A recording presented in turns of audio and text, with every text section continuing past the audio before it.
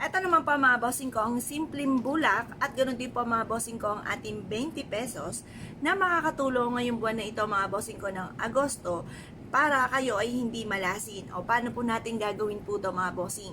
Ngayon po mga bossing, ganito lamang. Itong ating barya mga bossing, di ba may silver po yan? Kaya itong 20 pesos na aking ginamit, di ba may silver po yan? Yung silver, nagtatabo yan ng kamalasan. Tapos yung rose gold, para mabilis na pasok ng swerte sa pera, kung ano may i-wish, mabilis yung kaganapan, mabilis yung solusyon, mabilis yung pagpapatupad sa mga pangarap, yung ating rose gold. Kaya sabi nga po nila, gumamit ka ng mga rose gold para, tas mag-wish ka, para matupad ka agad yung mga kahilingan. Pero syempre mga bossing, sasabayan natin ng sipag at tiyaga. Kasi wala naman pong yumayaman ng hindi masisipag. Wala ring mga yumayaman na mainipin. Yung mga ganon. Kaya kailangan positive ka lamang mga bossing. Kasi dumarating talaga ikaw sa ganyan.